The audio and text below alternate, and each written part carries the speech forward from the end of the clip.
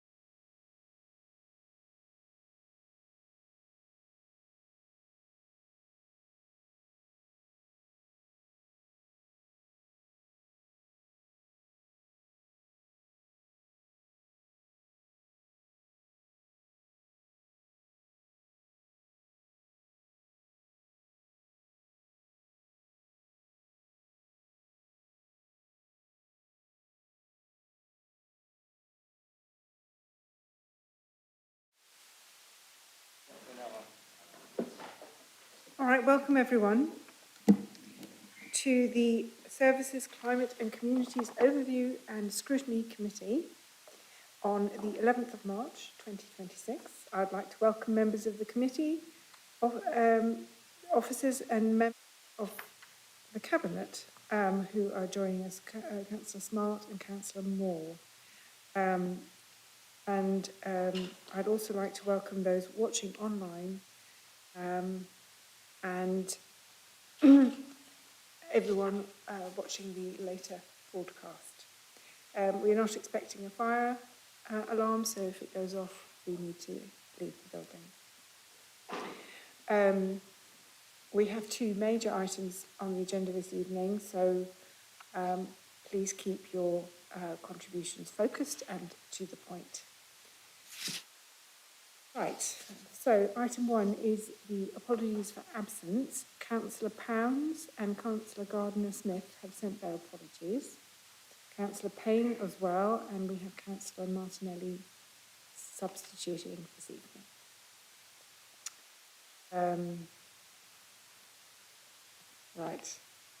We have a few gaps, but no doubt they'll turn up. Does any, item 2, declarations of interest, does any member have a declaration of interest? No. Well, we can declare them as we go through the agenda items. Item 3 is the minutes. We are asked to approve the draft minutes 2026, which form part of your agenda pack. Does anyone have any comments on the minutes?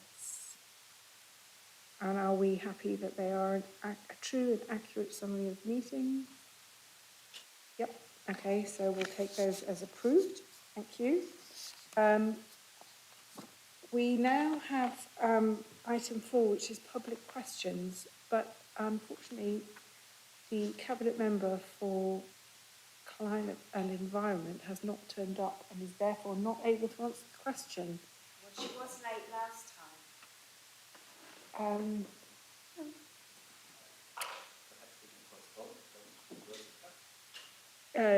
Yes, we'll perhaps interrupt the discussion at that point and then have item 4. Okay. Councillor Smart. Yeah, hi Chair. I just noticed that Rose has sent a message to say she's 10 minutes late, so apologise for that. Thank you for letting us know, yeah. Okay, so we'll come back to public questions. Right. Okay, so let's start then with item 5, which is the Biodiversity Strategy Midterm Review. It's on page 11 of your packs.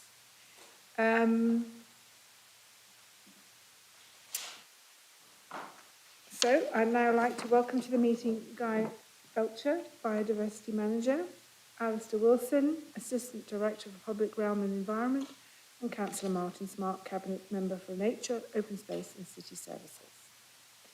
Guy, would you like to introduce this item, please? Thank you, Chair. I'm pleased to present the revised Biodiversity Strategy 2026 to 2031 to the committee as part of our scheduled mid-term review. This update fulfills the commitment we made in 2022 to assess progress halfway through the strategy period and to respond to new legislation, the adoption of the Cambridgeshire and Peterborough Local Nature Recovery Strategy, and our delivery experience to date. I want to begin with a summary of our overall progress, where we are performing well, and the areas where we propose to increase our focus. For further details, I would also refer members to the accompanying Biodiversity Duty Report and case study documents. Results from the 2025 site audit show a mixed but generally positive picture of habitat conditions on our commons and local nature reserves. Some core sites, such as Logan's Meadow and Hobson's Park, are showing clear improvement following targeted investment and partnership working. Several others remain stable, reflecting how positive management is providing resilient habitats even under climate and recreational pressures. Where sites have been assessed as declining, we have identified reasons and targeted management plan reviews. For example, Byron's Pool and Bramblefields have received major scrub and woodland management intervention this winter, which will have a positive impact in future years. Areas where we are doing well include herbicide reduction across the city, improving habitats and watercourses, Delivery of major habitat creation projects, including new wetlands at Logan's Meadow and ongoing chalk stream restorations on our awarded watercourses, with plans for further watercourse creation on Sheep's Green. Strong partnership working, especially through the Cambridge Nature Network and community groups, enabling larger landscape scale improvements. Successful public engagement with over 92% consultation support for the strategy's direction and strong backing for the Nature City accreditation aspiration and engagement with the From the Ground Up project. We're also embedding biodiversity into council services, including requiring 20% biodiversity net gain on council-led developments. The revised strategy now places more emphasis on habitat condition uplift at the 14 core sites by 2031, using with new DEFRA condition assessments and revised management and monitoring plans. So strengthen management planning for all city open spaces, including continued conservation grazing, increased deadwood provision and amending mowing regimes. We're targeting interventions in wards with poorest access to nature, reflecting both consultation feedback and our equality commitments. Also ongoing aftercare for tree planting, wetland creation and river restoration, reflecting consultations calls for consistent maintenance. In response to the declining habitat assessments of the audit and consultation feedback, the new action plan includes explicit 5-year condition improvement targets for each core site, conservation grazing regimes on key commons, expansion of wetland restoration along the River Cam and further restoration of chalk streams, more ambitious meadow creation on recreation grounds and amenity grasslands, projects to manage recreational impacts including path rationalisation and sensitive signage. These changes ensure the strategy is evidence-led, realistic and responsive to the pressures identified. Thank you. Thank you, Guy. Would Councillor Smart like to make a few comments at this stage? No, I'm good, thanks. Right, everyone. Any questions?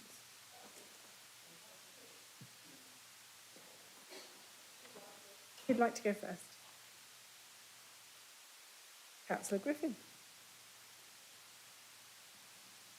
Thank you very much, Guy. I think we're all supportive of this strategy in general. I think it's really good news. There's a lot of good news here, a lot of really good work. But of course, we're here to scrutinize some things, and I have some questions.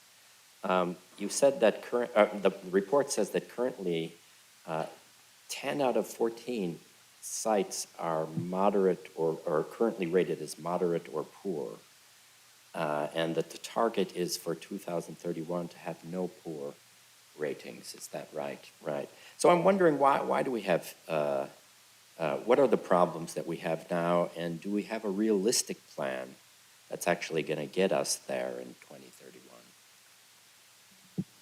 Sure, thank you for the question. Very good. Yeah, we've been measuring using the DEFRA metric and particularly the condition assessments used sort of across the country now. And they are for sites of all sizes, scales and types. So a good site in the metric could be a large SSSI, a long way away from any recreational pressures and managed just for biodiversity. So the good target is very high. Also, the table where we've said for each site, given a good, moderate or poor, that's a combination of different habitats. So each site has many different habitats on them. Some of them are poor, some of them are good. And so we've taken a sort of average to come up with that single score criteria for each site. But generally, the sites in the city are multifunctional. They have a lot of impacts from recreation, former use. For example, the commons have been sprayed with herbicides. They've been used as dumping grounds for the city. And all of these things change the nutrient status of soils, which are long-term, have long-term implications for the habitats on top of them. So I think where we're trying to get to is realistic with the targeted interventions we're proposing. And I think the plan strengthens our monitoring of those to really be able to demonstrate to councillors and the public that we are having got these positive trends. Thank you, Guy. Councillor Swift. Thanks, Chair. Following on from Councillor Griffin, how do you quantify a well-used park that has thousands of kids playing on it, and obviously that's really bad probably for nesting birds and biodiversity. How do you factor that into your assessment of poor, medium, moderate or good? So it's mainly the habitat type rather than the sort of individual pressures that are happening on there. But for instance, the grassland, you will see change in the type of plants that are growing there and the structure of how they're growing in response to something like increased use by dogs. They change the soil chemistry, so you will see that. So that will show it as a poor thing. Equally, sort of desire lines and where people are walking, just sort of trampoline changes the soil structure and the flora that's there. So it's you're looking at the habitat to get the assessment, but the habitat is telling you a story of the pressures. Councillor, hang on, sorry, Councillor Hout first. Yeah, thank you very much. I think we are all in alignment here. We are positive about this strategy. One question that's probably similar to the ones asked before, so about the 20% biodiversity gain. Of course, these metrics do often come under fire because they are highly underspecified. So I was just wondering if you can unpack this a bit in a way that's specific to Cambridge. So how exactly, it measures several times that you're aiming for measurable gain. So what exactly are you going to measure around Cambridge? Is it about the number of plants, area? Anyway, I mean, what do we have to imagine you're actually doing in order to measure this gain? And also, where does the number 20% come from? So why can't we be more ambitious, or why is 20% maybe already very ambitious? So what is the justification for that particular number? I mean, I would have a few more questions which I could put on the list, but... Let's do one. Okay, let's do one. I'll take that, Chair. So a measurable net gain means a biodiversity improvement that can be quantified using an acceptable assessment approach. It could relate to species populations or more typically habitat extent and quality. In our strategy, we seek to measure habitat condition, distinctiveness and area on our core sites for nature and assess progress against a baseline assessment in 2020. We measure using standardised DEFRA metrics and criteria and are seeking an improvement based on broad categories of poor, moderate and good condition rather than a specific percentage. We would wish for all habitats across the sites to be deemed in good condition, but members should recognise that the multifunctional nature, as Guy has said, of our sites, recreational pressures and past management and climate change mean that it may take many years to realise. A site being maintained in a stable rather than deteriorating state, despite climate and urban pressures, should be considered evidence of positive management. The 20% biodiversity net gain for council-led development goes beyond the current statutory minimum of 10% BNG or biodiversity net gain. That's with the NPPF or National Planning Policy Framework criteria. So within the planning system and is intended to show our civic leadership in this.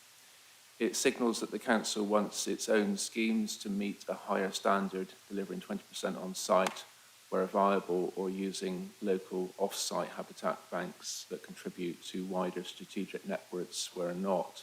So obviously we prefer on-site if possible, but off-site is available. And that's the difference in a way between biodiversity and people, because biodiversity is all about getting that net gain, but people might want to have the nature closer to them. So it's a bit of a toss-up there, but obviously this is about biodiversity primarily, I guess. And so whether it's ambitious enough, as you mentioned, Councillor, will depend on site baseline habitats. For some sites, 20% will be stretching. For others, especially where there is little existing habitat or more scope to design biodiversity in from the outset, it may be possible to exceed it. The key point is that 20% should be seen as a minimum corporate expectation for council-led schemes and definitely not a ceiling.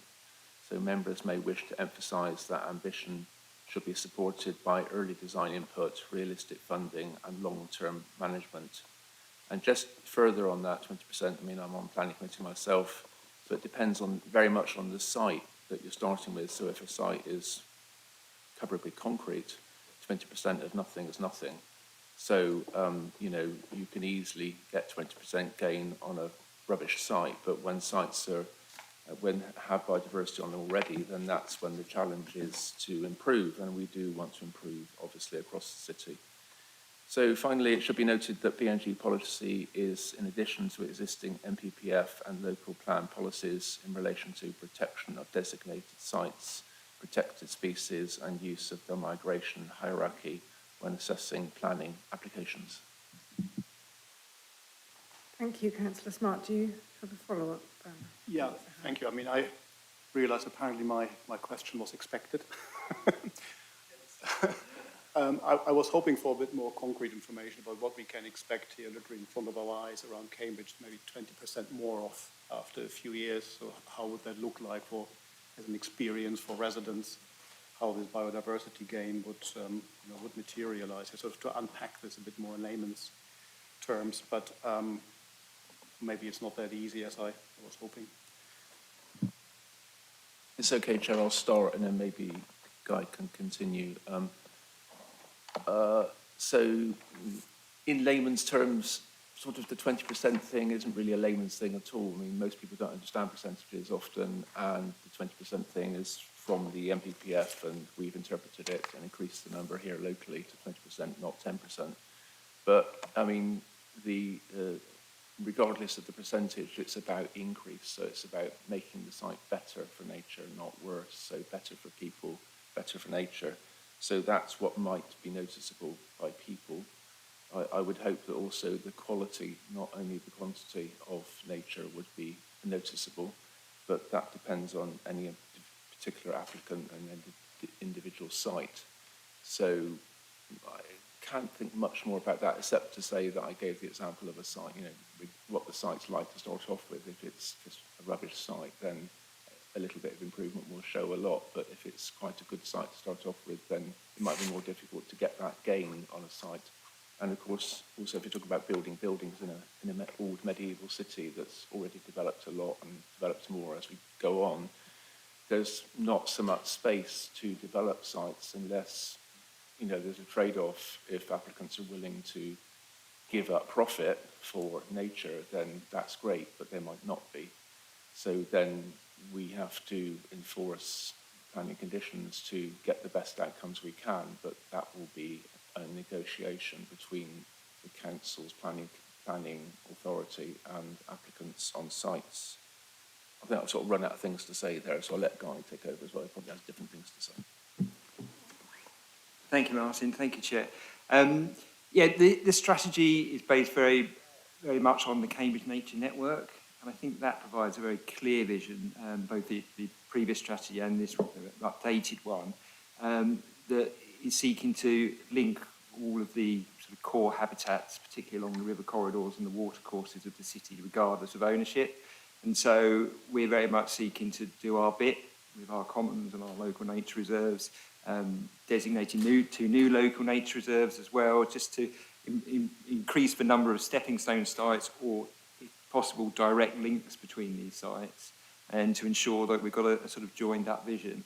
And that has now been built upon, which is also reflected in the strategy, by the Cambridgeshire and Peterborough Local Nature Recovery Strategy, which is a statutory document that informs partnership working on a county scale. So it's linking the county-wide strategy with the Cambridge Nature Strategy and then our own strategy. And I think that's, cite you to those documents because they do paint a clear picture of what people could expect, and it is about being able to experience them, not just them being there. I'd quite like to follow on from that, because the 20% is really only on developing sites, and that's a sort of small proportion of what we have.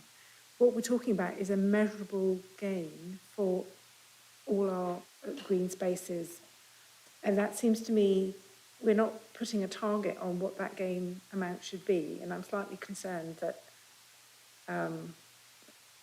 that's not really good enough. Are we? We want, as Councillor Griffin said, that none of them are poor. But should we not be having something in there that's saying that everyone who's poor moves up to moderate and the moderate moves up to good or something?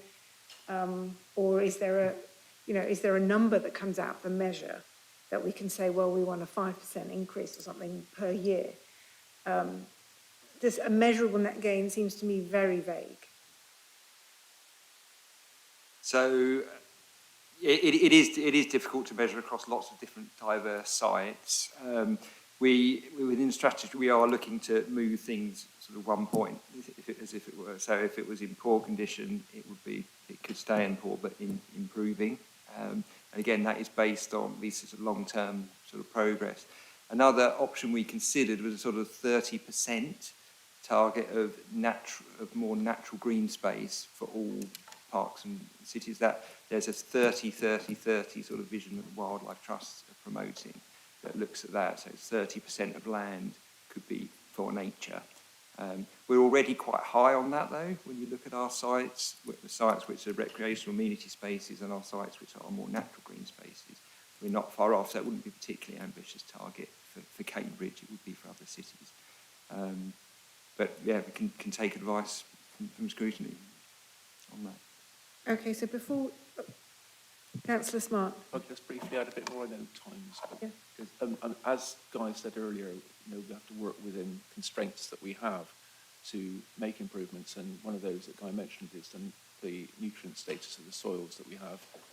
Also, relatedly, climate change effects on what we've got. And I remember talking to an officer some time ago about, you know, talking about my childhood and seeing wildflower meadows and things like that growing easily, and just being told that that isn't so much the case now, that things that grow today will be different because of what they're working with. They have to work with difficult soils, low water content, hot summers, flooding, whatever, you know, all these things go into the mix to determine what we can actually achieve. So I think there are factors out there that are fighting against us, but we're doing our best.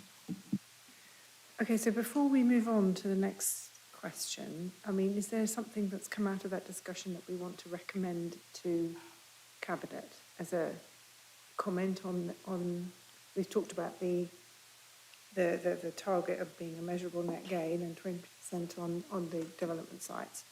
Is there something that we want to recommend now to Cabinet about that, based on that discussion?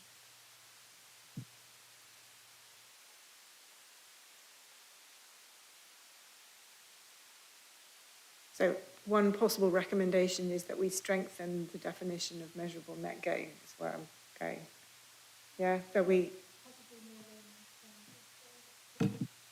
Possibly more layman's terms as well, so that people could visualise and be able to really understand what that means and how that's measured. Okay, yeah. So something like moving up a grade from one of those poor, moderate or good, or maybe at least an improving grade, maybe. Councillor Hug. I mean, in my simple mind, I mean, rather than getting stuck on something like 20%, I think the objective should be as much as possible. I don't know how that would be implemented in a strategy, but I think we need it. We need a number. For the development sites, I think 20% is pretty high and pretty good, unless you disagree with me.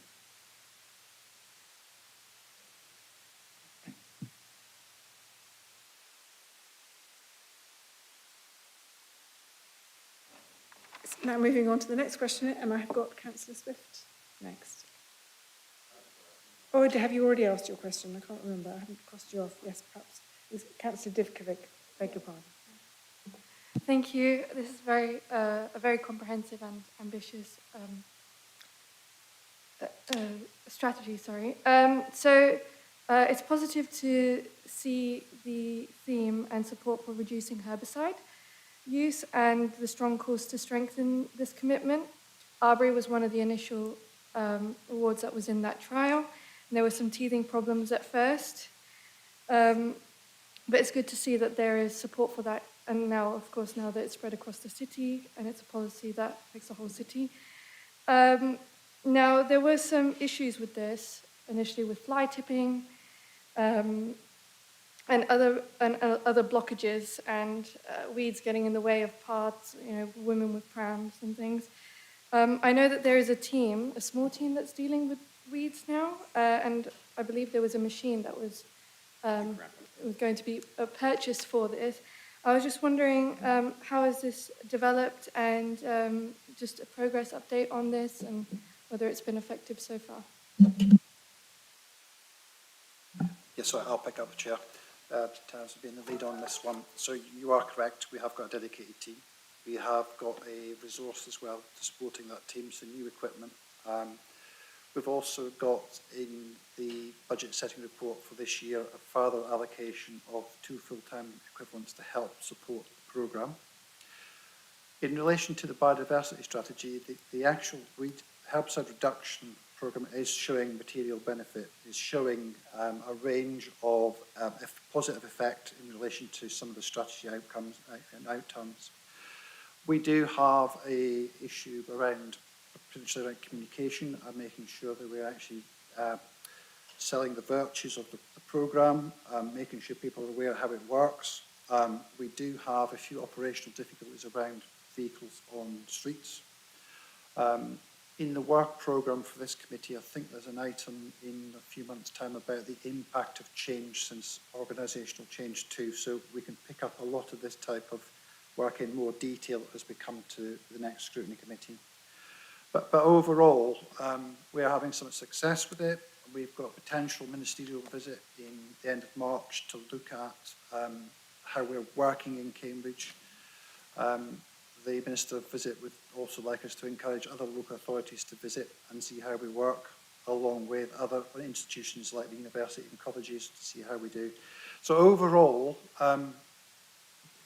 in the context of the biodiversity strategy, the weed control programme is having a real benefit, positive benefit in terms of the outcomes we're trying to achieve from the strategy. There's issues potentially around public perception and public realm presentation, but we have got a small dedicated, a well-resourced team now to help with that into 26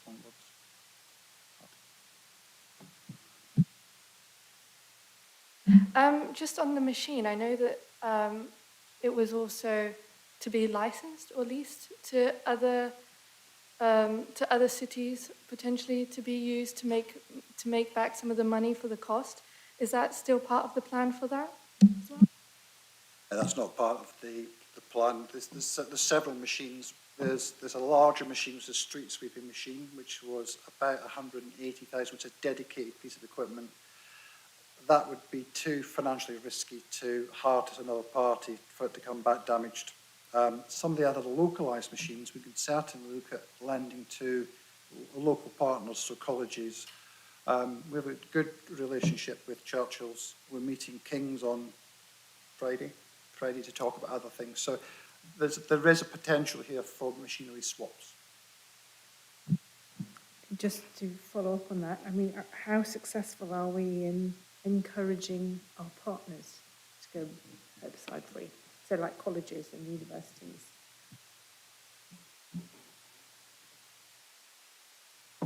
Churchill College have been really quite helpful in terms of they have a different range of machinery requirements and types. So they use hot foams and hot water where we don't, because those products are not scalable.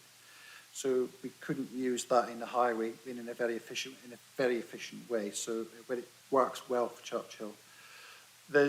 I think where Kings have a benefit is their approach to wildlife and habitats is a positive message in terms of the benefits of not using herbicides in terms of insects and pollinators.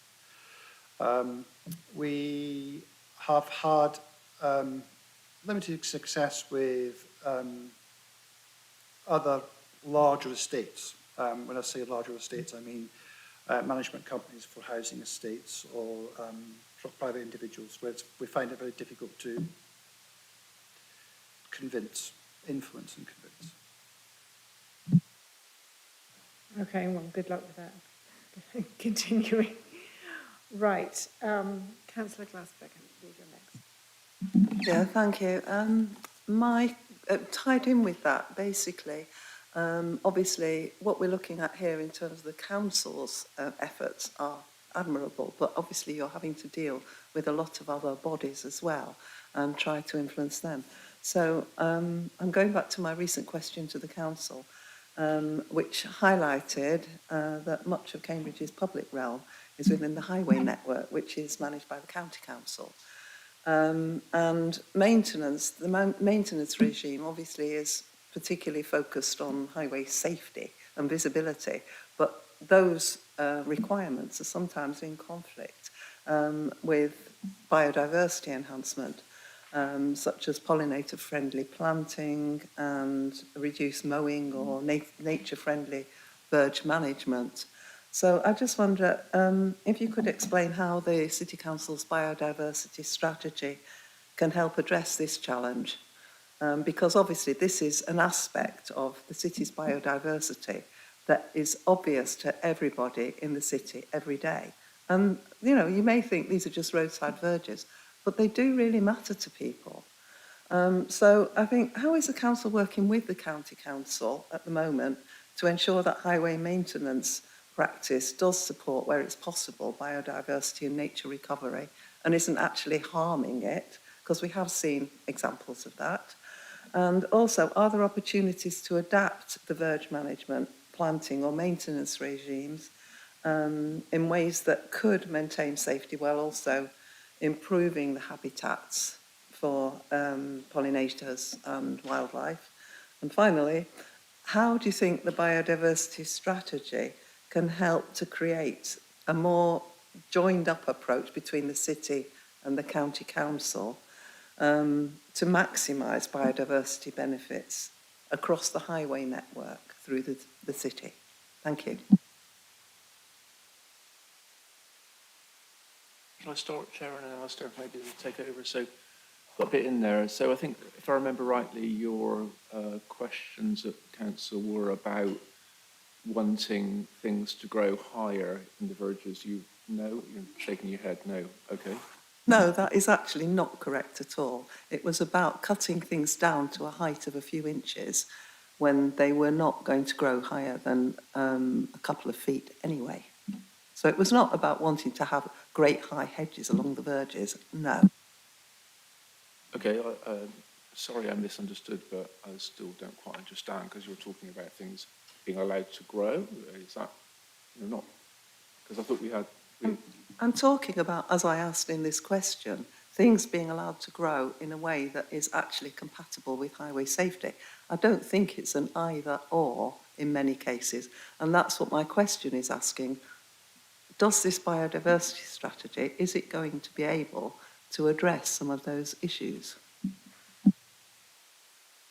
I'm not quite sure I understand the point of your question, but... Okay, so maybe instead of grass, you're suggesting that there's a low plant that could grow a bit higher than grass? Is that what you're talking about? No, I'm saying that on the verges at present, we do have, in many cases, things that are already growing, yeah?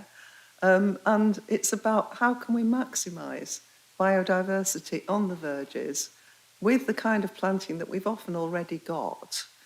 I mean, maybe one of the officers could answer if Martin doesn't understand my question. I do apologise, Councillor. Yeah, let's keep it polite, please, tonight, yeah.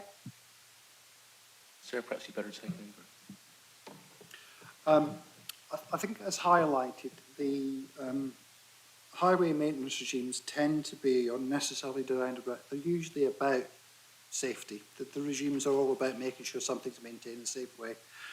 In terms of visibility, about drainage and about infrastructure protection. So I hear that point. These priorities sometimes, most times, are quite inflexible in terms of trying to incorporate biodiversity improvements. So there is a difficulty, and you're right to highlight the constraint. The strategy recognises those constraints, and it identifies, but it also identifies the highway environment as an important part of the city's ecological network. So there's large tracts of land that the county council will own and maintain by the city council. The strategy, therefore, does place an emphasis on partnership working with the county council to identify locations where biodiversity could be delivered without compromising highway safety. So there are verges that we could look at is it fair to say, Guy, that 2 sites in Cherry Hinton are close to the road edge that we're looking to stay as in local nature preserve status? So they're broadly, they border onto the highway.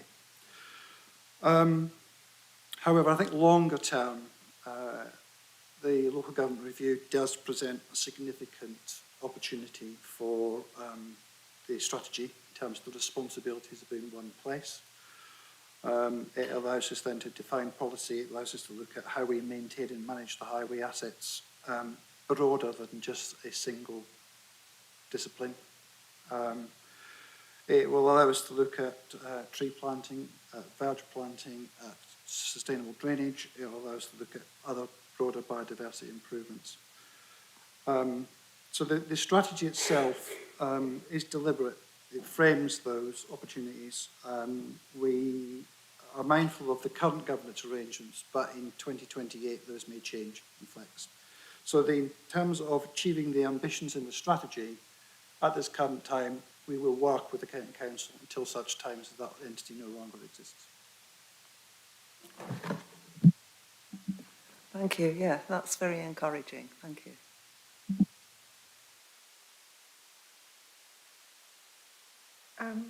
Councillor Divkov. Okay, I have 2 questions. Regarding the designation of the 2 new local nature reserves within Cherry Hinton, just wondering whether you've consulted the local councillors, Cherry Hinton councillors, and whether they've given an opinion on this. And then the other question is regarding implications. So the first risk, which is the risk if the decision is made, I'm sure it will be, but approving the biodiversity strategy carries a low level of strategic risk, primarily relating to deliverability and expectations rather than policy intent, as progress towards long-term biodiversity outcomes will depend on sustained funding, and that there is a risk that targets are perceived as guaranteed outcomes rather than long-term ambitions, and that delivery capacity varies year to year due to funding constraints and local government reorganisation. So, so this is an ambitious biodiversity strategy, and in the financial implications, it says that actions have been included in the report without identified funding, and they're included in the strategy as aspirational, and they'll only be taken forward if resources become available. Would you be able to specify which aspects of the strategy these are, please? Thank you. Thank you, Councillor. So yes, the proposed new local nature reserves in Cherry Hinton, indeed we have spoken to the ward councillors. They actually brought them forward as proposals, so particularly the Church End site. We've also consulted, we had notices up on the sites for site users, because recognise not everyone would sort of see go vocal when the biodiversity strategy, but to make sure that they knew that particular sites were proposed for designation, and also put leaflets for all the neighbouring residents' doors, again, to get their feedback, and so that formed part of the consultation responses, which were supportive. You're right in that the strategy is based on existing officer and revenue budget resource. Revenue budgets being our local nature reserve budget, city service operations, and our drainage maintenance contracts primarily, where we're tweaking and changing resource to match emerging management plans. We're fortunate with biodiversity in that funders do like it, and so a lot of our projects like Logan's Meadow and the chalk stream restorations currently are all externally funded, so we're confident that the aspirational elements, the unfunded elements, will secure funding, and we think we've got a good track record of delivery. Are there any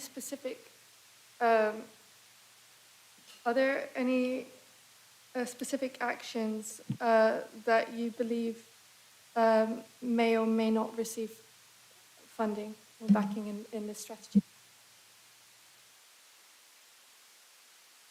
No, I think it's realistic. It's obviously a phased programme over the lifespan, so not all the resource has been identified. But yeah, it's a realistic but ambitious plan.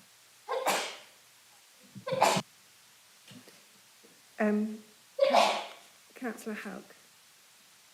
Thank you. I think it's a related question, actually. So about the staffing levels, I mean, to achieve these goals. I mean, there's mention of half a FTE position in there. I mean, I'm assuming with this position you feel like you can achieve what you've set out as your objectives, but more would always be better, so there'll also be cost-benefit trade-off. I was just wondering if you could explain in a bit more detail what this particular position will add, but also how in general your staff, your team operates, and how staffing level, why you consider staffing levels appropriate to achieve these objectives.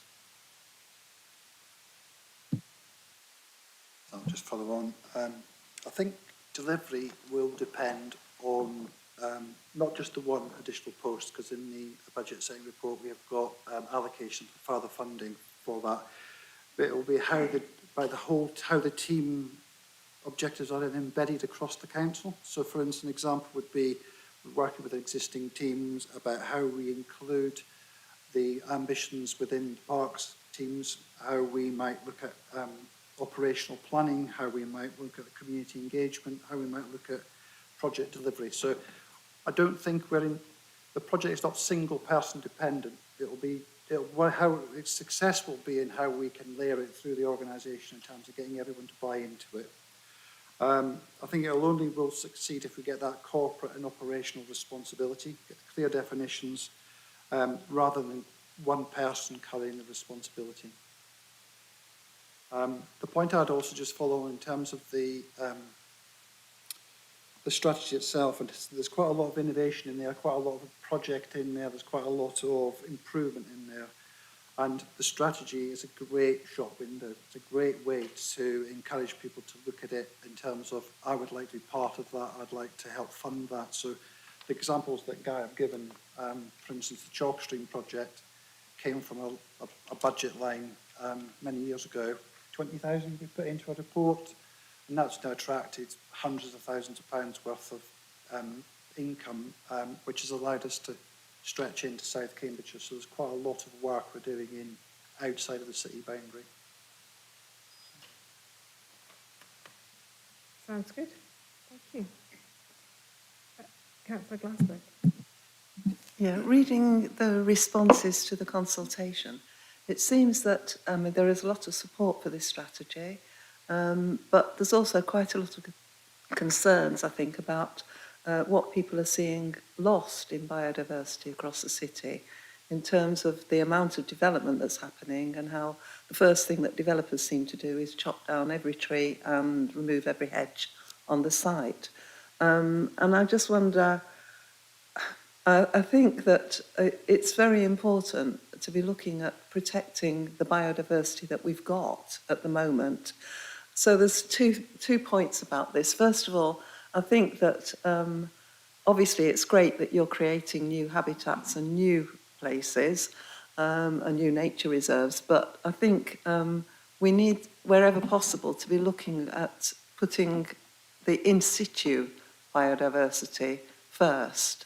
So, and it does worry me a little bit, because obviously developers will be very happy to pay into these projects, and but then that means that the biodiversity is not being addressed on site. It's offsetting it, and that could affect the connectivity across the city. And I think it's something that, you know, residents are really quite concerned about. So I just wonder how you would see that balance, and also connected with that, what kind of monitoring happens? Obviously, planning applications, you give conditions, which often, obviously, they might say they're going to get 20% net gain or whatever. But how is that monitored? Because some reports that I've read nationally are saying that that is very rarely happening. And so it's about monitoring and enforcement as well. Okay, thank you. I'll start, Chair. So, got a bit there. So, in terms of chopping down all the trees and hedges on a site, possibly misrepresenting the average there, but it might happen on occasion. And I agree with you in the sense that we need to look after our private land as well as our public land in the city in terms of biodiversity. But I think the first thing I'd say there, the bottom line is if it's private land, it's owned by a private individual or a company, it doesn't belong to us. Every right to chop down every tree and every shrub if they want to, assuming that those trees, for example, don't have tree protection orders on them. So there's a sense of protection there offered by the authority. In terms of the other things you said, that and that as well, and related to that first point, the enforcement in the council is good. The planning authority, the Joint Planning Service for us in South Cambs has recently won an award for the best planning authority in the country. So I think you can rely on at least doing a reasonable service here in Cambridge and South Cambs to enforce that. And in terms of off-site, both in terms of delegated decisions by planning officers and by planning committee, that would be to be decided. It would have to be permitted because on-site provision is always the preferred outcome in every case, both by officers and by councillors in terms of my experience on planning committee. So I appreciate what you're saying, but there are mitigating factors in place to help with that. And we are all working as a team, both officers and councillors on planning committee, to get the best outcomes we can. Did you want to say anything else further, Guy? Thank you, Councillor. Yes, I guess it's planning decisions and planning policies that look at development sites, and those elements in the biodiversity net gain targets are within our strategy, but each of those individual sites will rely on the policies, whether it be if they're adjacent to a designated site or the mitigation hierarchy as far as sort of trying to keep existing habitats in place. And the biodiversity net gain policy now is and the metric they use is weighted to retain existing good habitats. So yeah, that's what governs decisions that are made on development sites. As far as the reporting element, all local authorities in England now have a biodiversity duty, statutory reporting. We've passed ours, and that's now published on the website and available in the papers. And that does include the shared planning service, so they do have to now report to the national government on things such as BNG. Okay, perhaps I'll... Oh, okay, go for it. Thanks, Chair. This one is for Guy as the biodiversity manager. With coming back to the grass verges, the verges, biodiversity increase. Could you give a sort of practical example of how you can increase biodiversity on the verges in the city? Is there any way that you can increase the number of types of plants that you can flourish? Let's give a practical. Certainly. Risk of not getting too technical, but we've obviously got different soils across the city. And so where we're on the chalk in the southeast, the verges are actually quite rich because they're nutrient poor, being on the chalk.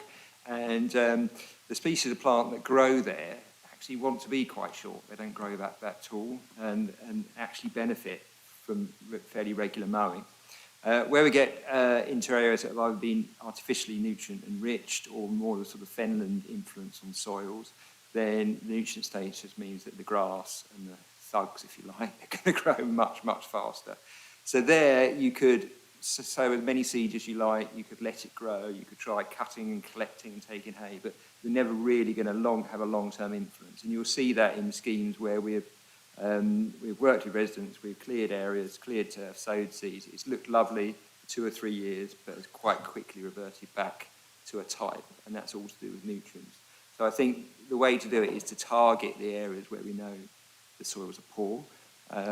We have been talking to the likes of GCP with the new schemes that are coming in around where they're introducing soils and greenery into these things, actually putting in nutrient-poor soils rather than nutrient-rich topsoil, and then having plantings such as bird-foot trefoils and low-level native plants, which are great for pollinators. So I think that could be a direction that we go in, and that those things are sort of being trialled. It's equivalent to sort of putting a green roof on the floor.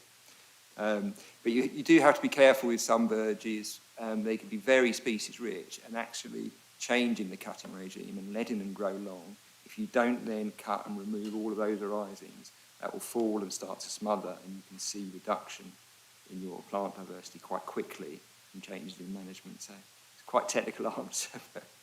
Thank you, that was really excellent, thank you. Yep, good question. Councillor Smart. You particularly pointed at Guy, but I'd just add to that, we have the Happy Bee scheme in the council, which is a way of that residents can get involved in doing whatever they want to do, but hopefully improving their verges outside their houses on their streets, and that does happen, and some people are in those schemes. And just to say that it's to a certain extent about people, what they want to do. If people want to park their cars on the verges, then that's one way of using a verge, but not the best way, in my opinion. And planting things like wildflowers or whatever, probably not vegetables because of the pollution from the streets, but other things can be planted and beautify our streets. And I remember once saying to, I think in the North Area Committee, to a previous Executive Councillor, Karina O'Reilly, that I thought that my children, who were young then, would love to have a picnic on the verge, and she thought I was completely mad. But the thing is that how we use our verges is really up to us as a city, residents, councillors, you know, and if we use them in a way that means that they get changed, hopefully for the better, then that's to all of our benefits, and that's the direction that I would want to go in, to have better, prettier, nicer, more pleasant environments, including verges. Sorry, yes, you can, but I want to follow on from that, because I have an active case in my ward of someone who's desperate to plants on the verges to prevent other people parking there, and has been told that they can't do it. And that, that would be, I mean, I'd love to be given and told that they can plant whatever they like. Well, within reason, obviously, but something on the verges that, I mean, can we look at that? Can I start? And I'm sure the officers would like to continue as well. But first of all, if you get in touch with me direct about the particular resident, and I'll pick it up. I mean, verges are highways. They're part of the county council. We cut them and do things to verges for the county. They don't pay us properly to do that job, but we do it anyway because we think residents want us to. But in terms, I mean, what residents do with their verges, that's probably for officers to pick up exactly on sort of legalities of all of that. But I mean, there's a thing called guerrilla gardening where people just do what they want to do, where they want to do it, and it happens and nobody really cares. And I can't quite see why somebody shouldn't plant flowers on their verge if they want to. But maybe there's a particular reason for that one you're talking about. But I would certainly be generally in favour of anybody doing what they want to do to their environment to improve it for themselves and for their fellow neighbours, because I think that's good for the environment, good for all of our mental health to be involved in our environments, to actually have, what's the word, sort of like authority over what's happening around us. You don't want to have people do things to you. You want to be a part of what's happening in your environment. So I think that would be a good thing. But either Alistair or Guy might want to say something more technical about that.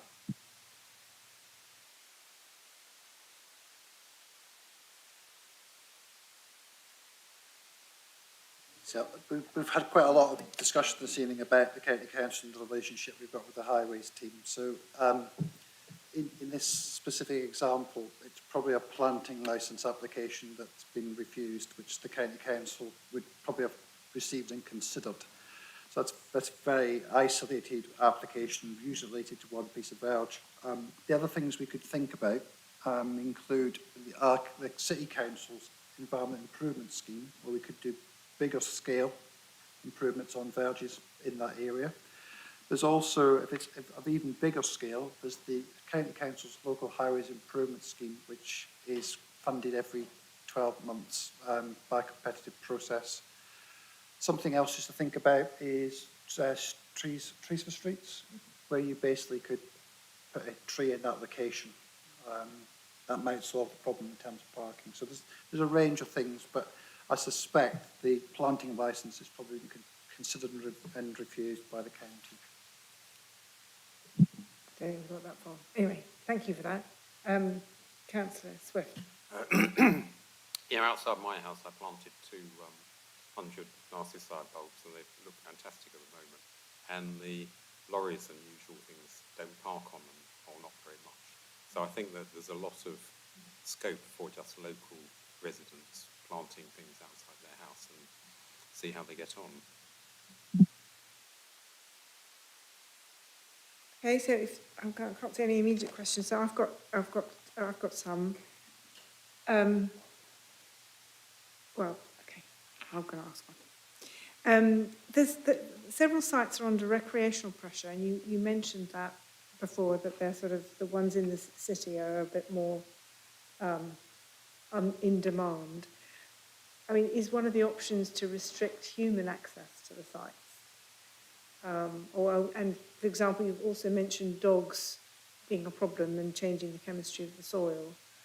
Is there a possibility of telling people to, keep restricting dogs to a certain area, or so yeah. Let's briefly start, if I may, Chair, and then Guy will give more detail. So just to say, as I've said in full council before, people are part of nature. We are all in it together, and everything we do in the city is people-centric as much as increasing biodiversity and increasing nature for all of us together. So the way I see it, all of those things are important, and it's a question of balance and negotiation between them. I'll pass over to Guy. Thank you. So our sites are key in the Cambridge Nature Network, but they're also key for people's lives. So I think that is recognised in the strategy, and we certainly haven't proposed to ban people from any of our local nature reserves. The designation of local nature reserve itself explicitly says for people and nature. I think where the challenges are is a bit more around behaviours on the sites and also potentially zoning. So some of our sites we have sort of, particularly post-COVID, we were seeing, during and post-COVID, seeing a lot of new design lines on site. So that's where people just create their new routes. I think initially to avoid each other during COVID, but subsequently they get sort of ingrained into people's daily use of the site. And multiple paths quite quickly reduce an area. So Mill Road Cemetery, for instance, has really come under pressure. That's a remnant bit of grassland, but we're losing it just because of the amount of footfall. And we try and sort of put dead hedging and nice signage to prevent route through, but it doesn't always work. And so there's definitely an education piece here, and that is within the strategy for all sites. Dogs, as you mentioned, yes, they can, particularly off the leads. We have brought in through dog control orders seasonal dogs on leads on some of our local nature reserves. They're reserves which have got scrubs and woodland where not sort of ground nesting birds per se, like pheasants and skylarks, but a lot of woodland birds actually do nest very close to the ground. And I think probably most people wouldn't realise that. They think they're nesting in the trees. So I think there is an element of again, education, and to say the dog control orders, we are starting to monitor to see how well that's doing with as far as breeding birds is concerned. So not looking to restrict access, but sort of educate and in places steer people away from the more precious bits. You'll also see it on some of our restoration work on chalk streams. Dogs, flea treatment we've discovered is particularly detrimental to invertebrates, chalk stream invertebrates, and it can have a downstream effect for several hundred metres. So again, it's sort of not stopping people doing it, but educating and maybe sort of identifying areas where it will be less detrimental if that's where their dogs went in. Councillor Haug. Thank you. Yeah, I just want to ask a couple of brief questions that were inspired by things that came across in my ward, but I think they are of greater interest. One of them would have been about dog control. Hobson's Park, for example, at the moment they don't have dog control, but we do have skylarks there. And so at some point it's the freedom of the dog walkers who also are very vocal about the needs of the dogs and the birds nesting there. So I think one should start talking about that early enough. And I think dog control will be up for renewal this year, I think, later this year. So I think there's potentially a link to our remit here, to the biodiversity. Yeah, another issue is, I mean, I read with sadness that apparently Byron's pool is declining, which made me ask, I mean, what are we doing in particular in order to connect the wet spaces with the dry spaces? Because I think even just a small amount of wet space can have a huge impact, positive impact on the surrounding dry spaces. So is there anything that we should flag up here and take to cabinet, for example?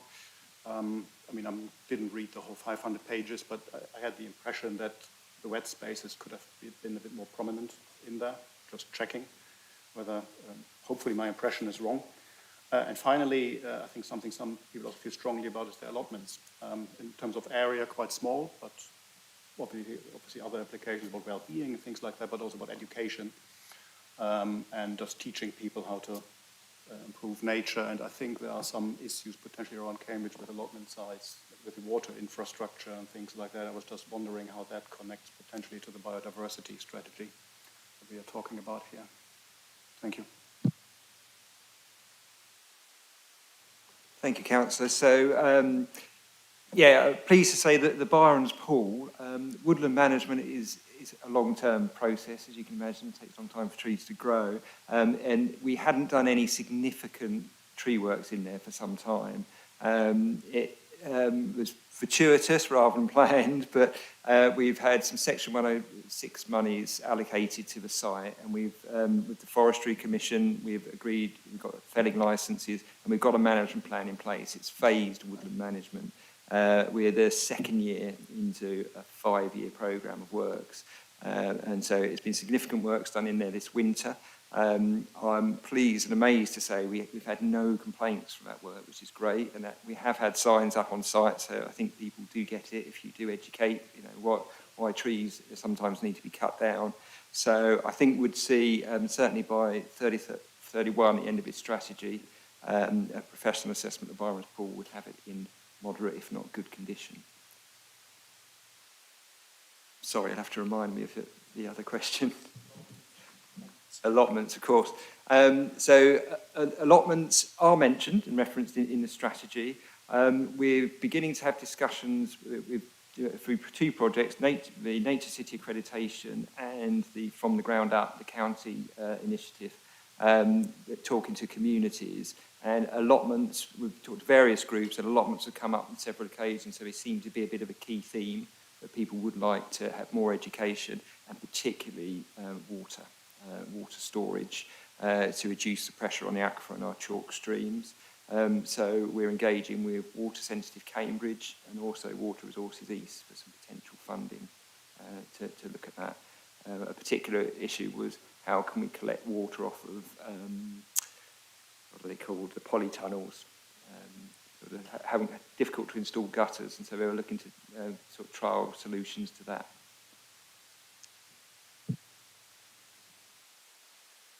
Okay. Councillor Glassberg. Thank you. Yeah, there's quite a lot in the report about working in collaboration with local groups, residents, councillors, and that's really good. And it's also obviously very much welcomed by residents, because certainly the response on the questionnaires was very positive about wanting to work with the council on these things. But I just wonder about communication, because there have been a couple of incidents recently which I think sort of flag up that we need to be looking at how we can actually get these groups involved and make sure that they are informed and can communicate with the rest of the community. For example, we had the recent thing on where we had the chalk stream project. There was quite a lot of publicity about things being cut down there that were actually important for the project, but people just saw this as being destructive. And, you know, vegetation clearance. And we've recently had an example in Paradise Nature Reserve where you cleared the ash trees because of ash dieback. But I've had quite a lot of flack from residents who are walking along the boardwalk, seeing all the poplar trees that Queen's have felled, and then on the other side, the ash trees that have been felled by the council. And if they don't understand why, you know, then they just see this as the same kind of thing, which clearly it isn't. So my question really is, what do you think can be done to improve communication with residents, and particularly with these kind of groups are the ones actually who often get most upset about things that are happening.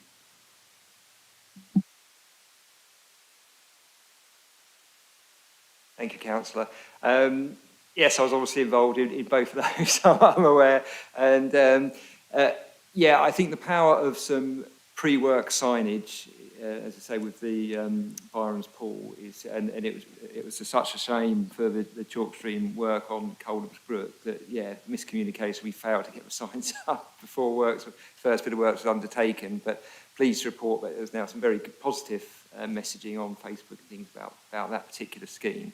I think it's about informing residents groups, association, friends groups before we do anything, why we do anything, and certainly our tree team do send out advance notifications to ward councils and things before significant work. So I think on our nature reserve management, there might not be trees, but more sort of scrub and stuff, then that would be a good sort of steer to take away. Can I just ask, can you see ways that you might improve that? Because obviously things have gone wrong recently on a number of these things, and I just wonder if you can see ways we could be helping you to address that. And before you answer that, I'll add to that. I mean, do you have a list of community groups that are, looking after, or friends of Coldham Common or whatever, do you have a list that you are yes. sending out stuff? Yeah. We do, yes, and I say we do share the majority of things that we do, but yeah, don't always go to plan.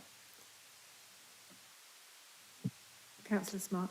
Yeah, I mean, I think appreciate the councillor's concern, and I know about the case she's talking about, certainly with Paradise. But the council does a lot of tree works. We can communicate every single set of tree works that we do in the city with everybody concerned, even locally. It just wouldn't be possible. Otherwise, we'd be constantly communicating and not doing. And as Guy said, we do tell local ward councillors all the tree works that we're planning to do. So we all are informed of all of the works that are going to happen.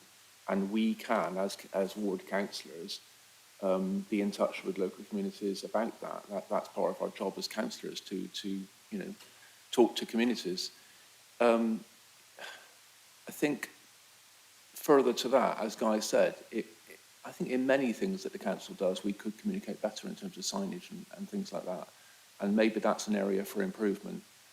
I suppose the thing is it all costs money, it costs time, effort to put signs up and everything at the right time, because sometimes works are contracted out and you don't quite know when the contractors are going to do it. They might do it early. For example, I know of a case recently where contractors did the work before they were meant to have done it, and so the signage hadn't gone up. It was meant to go up. But, this is part of the day-to-day life of getting jobs done, and so, we do our best, but we probably could do better in that respect, I think. Well, can I just come back on that? Yeah, thank you very much for that, because I do think that, yes, as ward councillors, obviously we can tell people, and when they get in touch with us, explain what's happening, put it on our local WhatsApp and things like that. But actually, many of these places that we're talking about, like the Commons or Paradise Nature Reserve, are visited by lots of people who are not in our area. So they don't know anything about that. And I think that's why it's really important to have appropriate signage up, just explaining the work. I think you could also see it as a good publicity thing for the kind of good work that the council is doing, so that rather than people feeling upset and seeing this as destructive, they could see how you're actually looking after the place and what the intended outcome is. Do we want to have that as a recommendation, perhaps, to Cabinet? Just looking at communication? Looking at communication, looking at informing people when the council is carrying out work, of why it's being done and what the purpose is, so that they can see that you are, working to improve biodiversity. Yeah, and we're not talking about, a tree works No. on X street. We're talking about in the nature reserves. Yeah. Which Or are places visited. like Coldham's Common or in Cherry Hinton. I mean, Guy will know the places that there are going to be problems if work happens and people don't know about it. Okay, any more questions? Okay, I've got just one more. I was struck when reading the report just how fragile these areas are and how few of them we have and how far apart they are, and also what a lot of active work is required to produce these biodiversity areas. So in my head, it was all about leaving them alone, and then nature would sort of grow. But actually, you've been doing a lot of work. So my questions are basically: is that going to continue, or do we think we've done a lot of work now and it's a question of just leaving it there and monitoring it, or are we still doing lots of projects? And what are we doing to kind of connect them up? Because, yeah, they seem to be unevenly distributed, far apart, and, yeah, very fragile. Good question, thank you. So, as far as ongoing management and maintenance on these sites, we do all have to keep up that level of resource. You're essentially gardening the urban sort of environment. It's not like you've got large expanses that you can rewild and allow natural processes to take hold. Example being Byron's Pool, where we haven't done much for a long time. The trees mature, it shades out the ground floor and things. Now, in a vast wood, trees would fall over naturally, creating glades, storms would happen, and so you'd get this sort of mix of different mosaics of habitats. But it doesn't happen on our sites without us practically interfering and having volunteers do a lot of that work for us, or cattle in some places. So, yeah, we need to keep up the work. As far as the chalk streams, we've only just sort of scratched the surface of restoring them from past re-engineering, realignment, the potential pollution mitigation. So there's a lot of work to do. And then the sort of joining up the bits, I think that part in the strategy is very much the nature in your neighbourhood theme, and working through this Nature City accreditation, it's recognising, as you'll hear from the urban forest, that most of nature is not on our sites. It's within private institutions, it's within residents, our communities' gardens. So it is an influencing thing as well about how can we work with communities to do more in other spaces to sort of join the dots in the network. Councillor Swift. Yeah, I was interested about the sort of biodiversity corridors coming down to Logan's Meadow, for example, from the fens and all that sort of thing. Do you have an overall? I've read quite a bit of this, but I haven't got through all of it. But could you tell us a little bit more about very briefly about the ideas for nature corridors as a big plan, as Cambridge City? Is there any idea of connecting streets and the parks and open spaces as a whole? Thank you. So the sort of the key framework is the Cambridge Nature Network, which is those larger sites, the water courses, and then so that is a vision. And I suggest reading the sort of as an executive summary of the Cambridge Nature Network, which sort of has that vision. The bit of sort of joining the dots, particularly on our own parks and open spaces, that's really what we want to focus on this strategy, and with our communities. We've worked very closely with some communities, with Tim there as well, as far as the sort of park enhancements. We have a biodiversity toolkit, which we welcome our communities to lead through and have ideas for their parks. That will sort of guide potential interventions that we could do, which is about joining up those dots. And then the From the Ground Up project is looking at how we might map this and how we might have community mapping, where we can actually, there could be different layers for swift boxes, for hedgehog holes, so everyone could start to put onto the map what they're doing for the nature of Cambridge. So that's quite an exciting project we're looking at currently. Good question.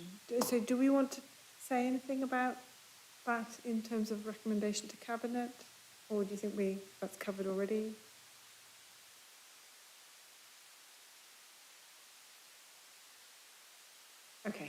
perhaps not.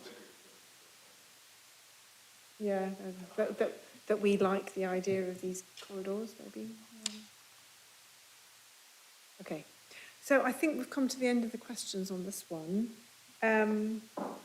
So let's look at the recommendations. They're on page 11. Get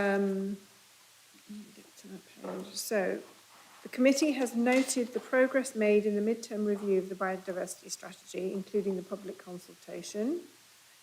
And having reviewed the proposed update to the strategy and action plan, is the committee happy to recommend this to Cabinet for adoption, subject to the, I think we have 2 points that we wanted to recommend to Cabinet. Is that agreed?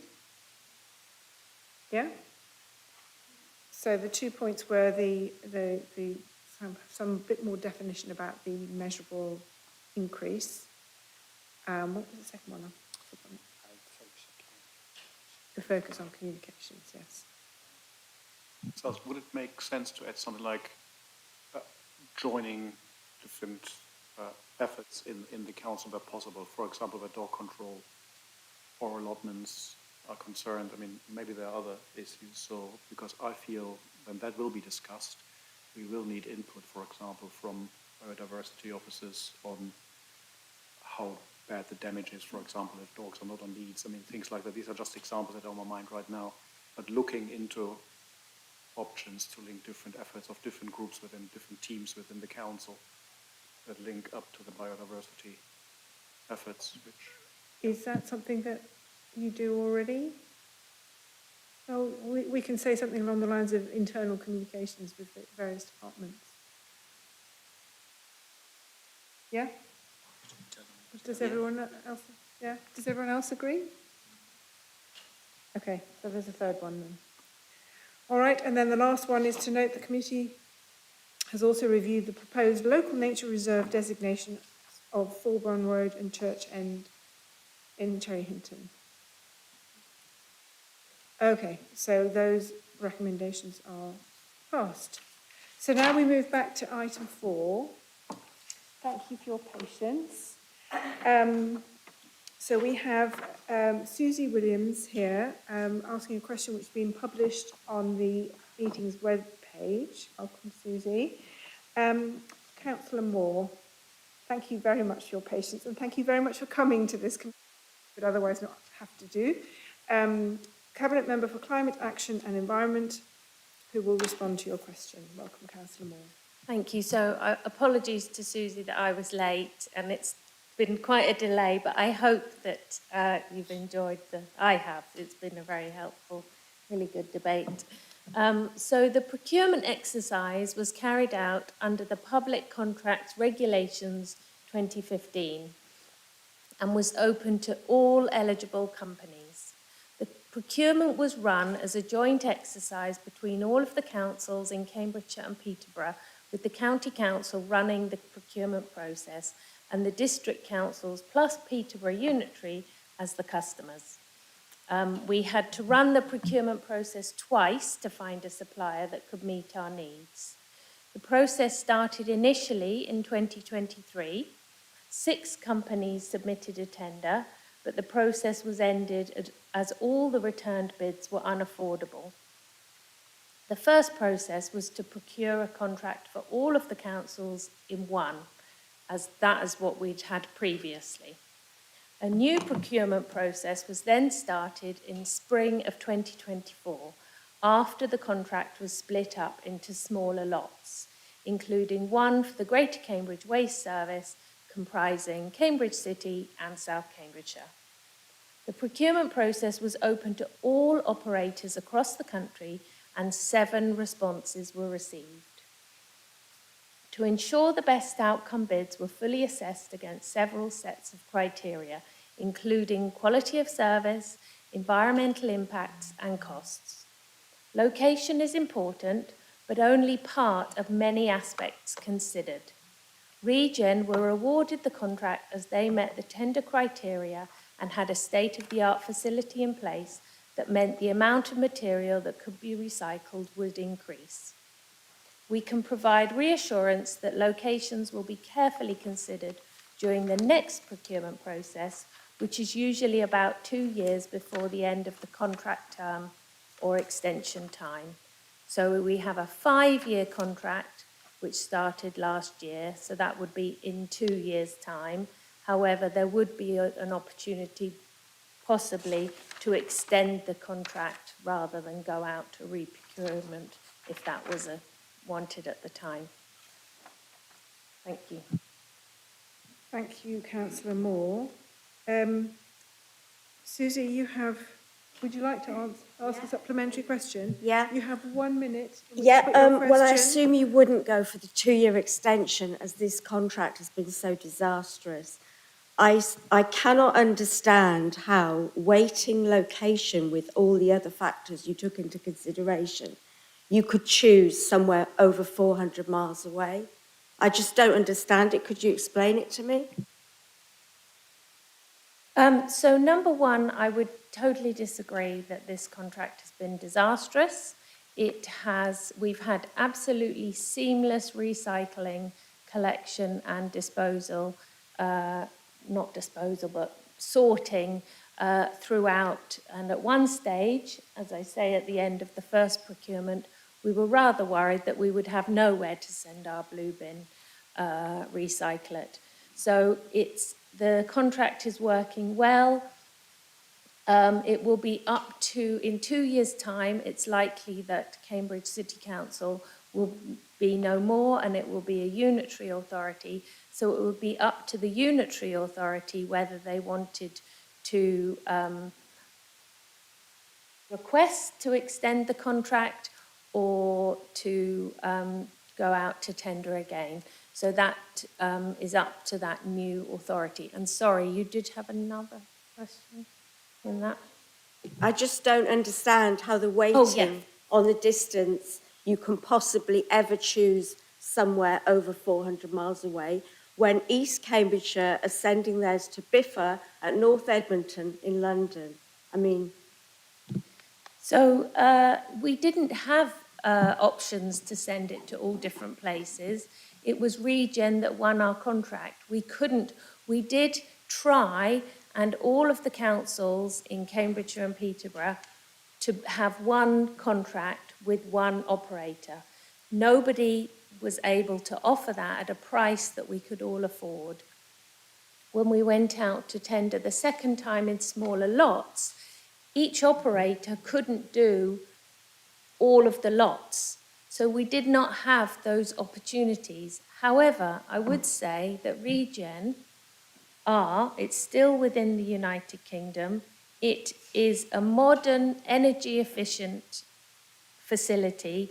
They are able to sort and then recycle more of the recycling. And as I have said a number of times, of course, at first glance seems absurd to send your recycling a long way to be sorted, but actually recycling is a totally global process. Recycling then gets sent to all over the world to be recycled, and then the products then get sent back. So that is one very small part of the process. And what's important is that the majority of what goes in the blue bin is recycled, and that then it is recycled nearer to the recycling facility. And we're getting the data on where the recycling is being sent to. And as I've said previously, this also highlights that although recycling is better than putting things in landfill, it is not a panacea, and that's why we need to reduce what we reuse and reduce as a priority. Thank you, Councillor Moore. Thank you, Susie, for coming. Right, so let's now move on to item 6, which is the Urban Forest Strategy. Alistair Wilson and Councillor Smart are both staying for this item, and Joanna Davies from the Urban Forest Consultancy is joining us online. Joanna will introduce the item and then we'll take questions from the committee. Thank you, Chair. Can I just check that everybody can hear me okay? Yes, we can hear you. Okay, thank you very much. So this agenda item brings forward the proposed urban forest strategy 2026 to 2036 for pre-decision scrutiny ahead of cabinet consideration, which is later this month. You're not being asked to adopt the strategy today. Rather, the purpose of scrutiny is to review the proposed approach, provide comments, and if members are content, recommend adoption of the strategy by Cabinet on the 24th of March. Your feedback today will help inform the final version taken forward.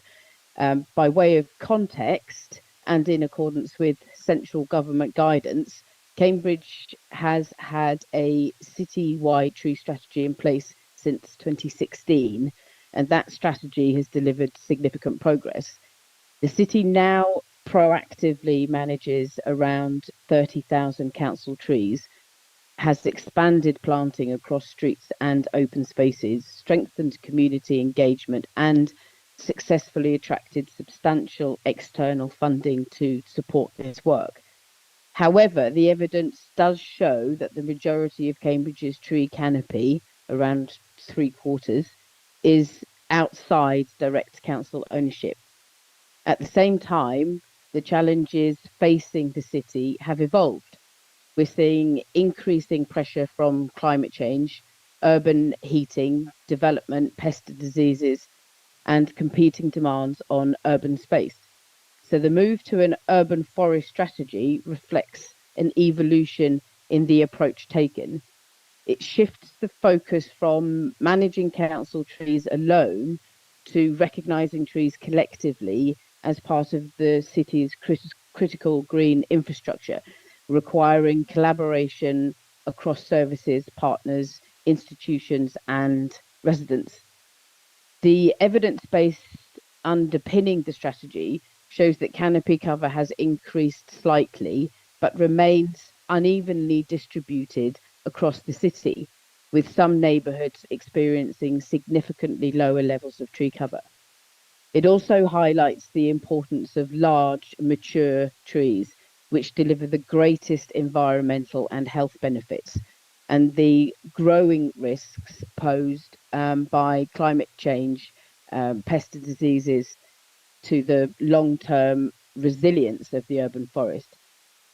A key conclusion from the evidence is that planting alone will not have a meaningful impact on canopy change quickly enough. Protecting trees, allowing them to mature, and working beyond council land ownership are therefore essential if we want to secure long-term benefits for the city. The strategy therefore sets out a direction of travel towards achieving at least 20% canopy cover by 2050. That ambition is evidence-led, realistic over tree growth timescales, and intentionally framed as a minimum aspiration rather than a fixed ceiling. Delivery is organised around 4 broad approaches to manage, protect, plant, and engage more. Importantly, detailed operational guidance sits within supporting topic papers, allowing the main strategy itself to remain accessible and more strategic in nature. In terms of consultation, both internal and public engagement has shown strong support overall for the direction of travel. Feedback has mainly focused on improving clarity and accessibility rather than raising concerns about risk or deliverability. In response, the document has been clarified, shortened, and simplified following consultation. From a governance perspective, adopting the strategy carries relatively low strategic risk. The greater risk would be not updating the strategy, which would leave a policy gap and weaken the council's ability to take consistent and defensible decisions around subsidence, tree protection, and long-term canopy management or secure project funding. It's also important to note that adoption of the strategy does not commit the council to new expenditure. Delivery will continue within existing approved budgets, with future ambitions progressed where funding or collaboration opportunities arise. So in summary, the strategy provides an updated evidence-led framework to guide how Cambridge protects, manages and grows its urban forest over the coming decade. Thank you very much. Thank you for that, Joanna. Right, any questions from anyone? So Hauk. Yeah, no, thank you for this great report, and also written as well as just presented. I think we can start just the same as we did for the biodiversity strategy. So you mentioned 20% overall canopy across the city, and it's interesting that for the biodiversity strategy it was 20% gain. Now we're sort of talking about 20% absolute cover, and if I understood correctly, we are currently at about 18%, so that means the improvement will be about 10%. So I would just like to ask, and you mentioned that it's evidence-based, I was just, again, just like for the biodiversity, ask for a bit of an unpacking of where these 10% gain, where this target comes from. I mean, whether it's really ambitious, for example, compared to other comparable councils, or whether we can aim for more, and what the main constraints are that we should look at if we want to do better in the future. Maybe related to that, I mean, are there any, I mean, of course, we all, for very good reasons, love our trees, and we want to plant as many as possible. But in terms of biodiversity gain or carbon sequestration, are there easier wins, considering it's a really huge effort to plant a tree? With this effort, could one plant, let's say, hedges, shrubs, anything else that would potentially also contribute to our aims to alleviate climate change and increase biodiversity? Thank you.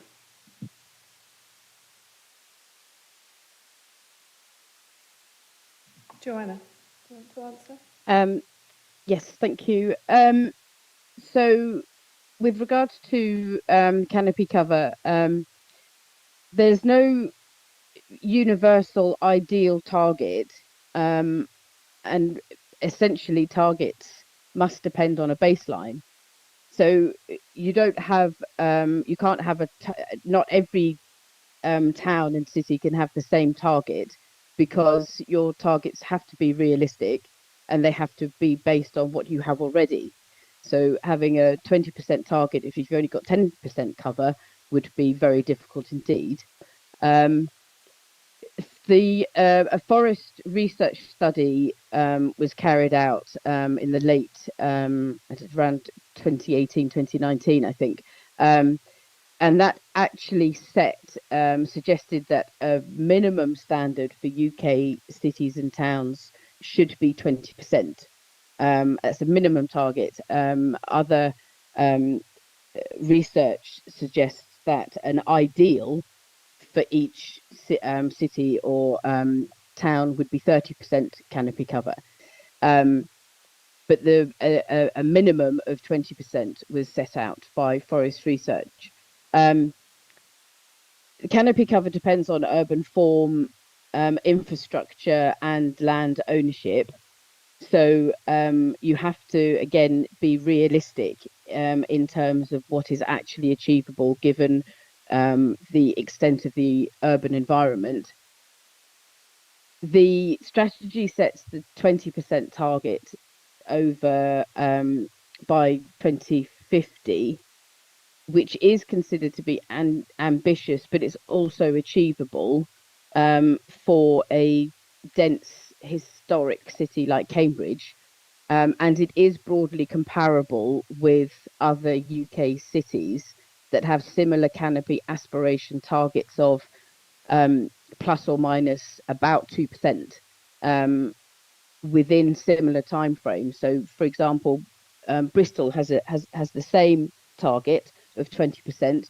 Manchester is looking to increase, looking for an increase of 2% within the same time frame, and London is actually looking for an increase of 3%. And what we're looking at is an increase of 2.4%. So it is it's nationally accepted. In terms of how that is understood, what we're looking at is about 94 hectares of canopy cover, which would be about 4 hectares a year.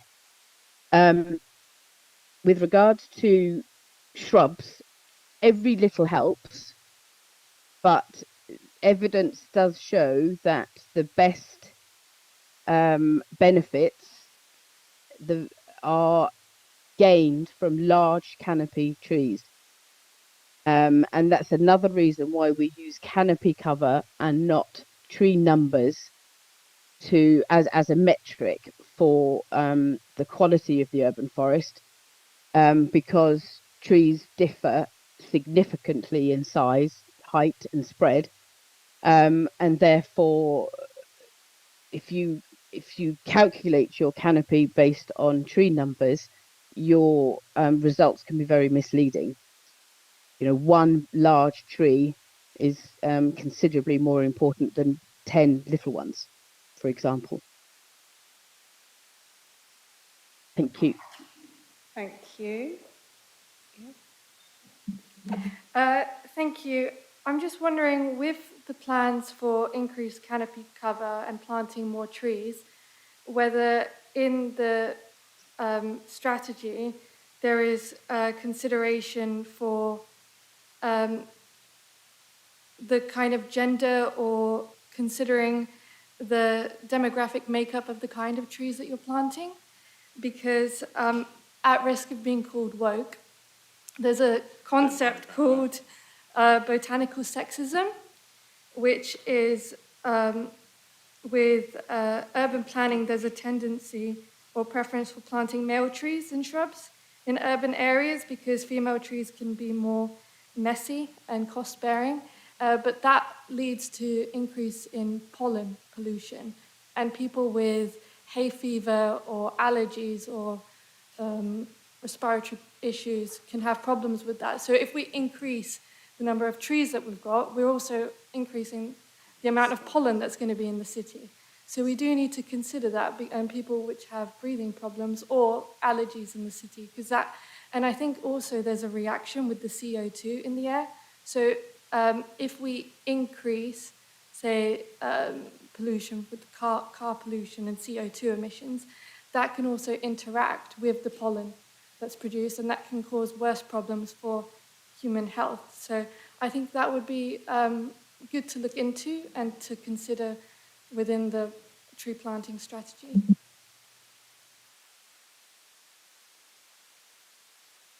Thank you. Should I take this? Thank you. We don't choose necessarily species on the sex unless there is a very specific reason to do so. For example, ginkgo is very, very smelly. So if you don't choose the appropriate sex, then you are going to end up with unacceptable situations. Obviously, there are health and safety concerns associated with fruits that do need to be considered. But generally speaking, we actually want a diverse or an equal measure of male and female, where trees don't pollinate themselves, to ensure that to help with biodiversity, help with pollinating, and natural regeneration in certain circumstances. With regards to the potential for hay fever, the research suggests that the benefits associated with a high population of trees in terms of the particulates that they absorb from urban areas is more beneficial than the negatives associated with pollen and hay fever. Say even so, notwithstanding that, species choice is a significant consideration in certain areas, and there are known issues associated with certain species, and consequently, that is one of the things that would be considered when choosing the right tree for the right location. And then that's also with diversity.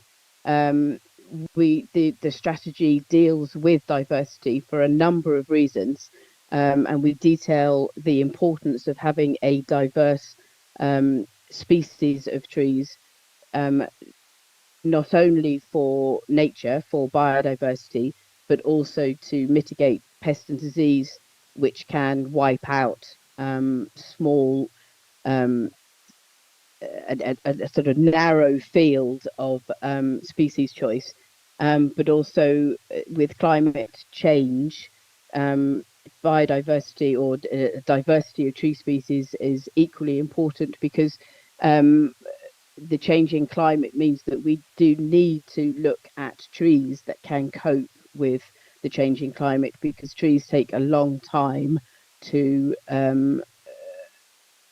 advance so that they can cope with changing climate. Thank you. Okay, thank you, Joanna. Next on the list is Councillor Griffin. Thank you, Joanna. And this is a fantastic strategy, I think. And I think we all support trees. We love them. So this is very good, and some good targets set out here. I had a question about the subsidence issue, and there was an independent review of that. And I'm just wondering, what impact has that review made on the council's policies? Thank you. Joanna? Thank you. Yes, actually very little, because luckily the council was dealing with subsidence issues in the right way, and certainly heading in the right direction. The independent legal review was to ensure that putting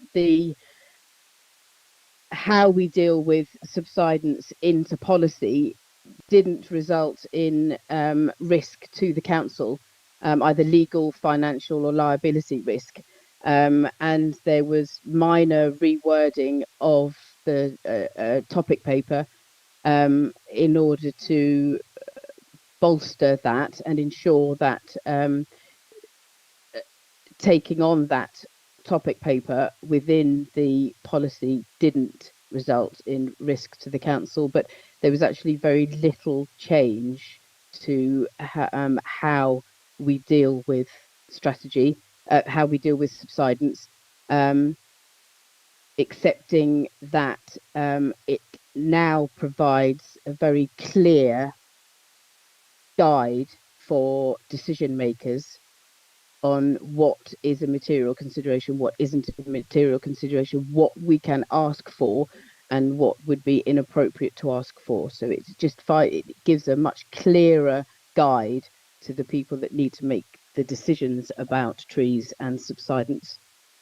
Well, that seems like an important improvement, I think, if we have a clear guidance. Can I ask, is our position still a tree removal is a last resort? Yes. Okay, great, thank you. Okay, thank you. Councillor Glassberg. That was the question I was going to ask. But it's a great answer, and I feel very relieved to hear that, because it's certainly something that in the question that you asked residents, only 2% of people in the responses thought that tree removal was the best answer here. And over 60% of them thought that retaining the tree and giving priority to the tree was more important. Can I just ask you then another quick question then, since I got a good answer to that one? I just wanted to ask you, Yes, I agree. It's a great strategy. And I just wonder, what do you see as the constraints and on delivery of it? The primary constraints on delivery will be pest disease, climate, increasing urban, urban expansion, the necessary innovation for Cambridge, and the lack of space available for trees, and the conflict between tree retention and urban expansion development, really.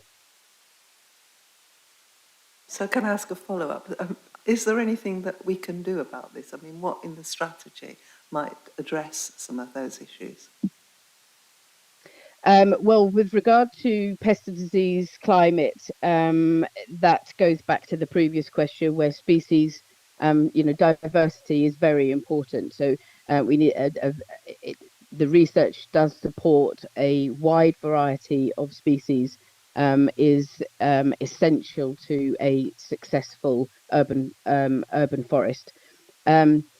The topic papers especially give guidance on reasons for tree removal, the information that anybody needs to be providing the council when they're looking at planning applications. It provides the justification for decision makers, again within the planners, to or members to determine planning applications, and provides the evidence to allow balanced and considered decision making when you're weighing up the pros and cons of any development within while trying to retain a reasonable urban forest. In fact, trying to increase the urban forest canopy cover. Thank you. Okay, thank you. Can I just comment quickly on that? I think that's great to have that because it does seem that very often in the planning balance, trees don't seem to come very high in that balance at the moment. So maybe this strategy can help address that. If I could just, sorry, just one other thing. I think what as well as that, what the strategy does is provide guidance on how to improve the relationship between trees and development, so that it's making it possible to secure appropriate land for large canopy trees in a strategic way, ensuring that new development provides appropriate space, appropriately located, so that new development, additional development on top, doesn't remove the benefits associated with tree planting. It's one of the problems that lots of local authorities have, is that trees take a long time to grow. Unfortunately, developments don't last that long. So you're frequently in a situation where you have middle-aged trees, early mature trees that are being considered for removal before they have reached their potential, because new development happens before trees get to to reach their potential. And what the strategy does within the topic papers is provide the information to help support planning layout planning, in order to ensure that there is sufficient space for not just trees but other blue-green infrastructure. Can I just add on to that? I mean, I have a live case in my ward where the bottom of a garden is now has had a planning application made for a house to be put there. And the comments from the tree officer were that the tree is going to be damaged. And the tree is enormous. You can't get your arms around it. And the sort of the if that tree dies, the mitigation is to plant another tree. That tree is over, it must be over 100 years old. There's no way. So my question really is, does this really have teeth? Can it be planning balance in any way? Because clearly the planning balance in that case, the possible and likely, in my view, damage to the tree has not been taken into account. And it's a huge, wonderful tree. Councillor Smart. Yeah, I don't know if I'm in a position to answer your question. I'm not even sure it was a question, but just to say that members of planning committee, if it's a live application, might want to be careful of not predetermining their decision on that item if it comes to committee in this committee. Right, but this is this is an application that did not go to committee. It was, decided by officers, and I'm just talking about the general. That's an example of a planning decision. The planning decision has to run, as we all know, according to the law, and you have to put each thing in balance. So my question is, does this policy really help in that? I would say yes, that the policy does help. The policy has been written in association with other policies, including with consideration of the local plan. It is local plan policies that have the real teeth. But what the tree strategy does, the urban forest strategy does, is provide the information that allows decision makers, and that will either be officers in, as you say, in this case, or if it's a major application or a called in application, then that would be members. But it provides the information that allows balanced decisions and considered decisions to be made.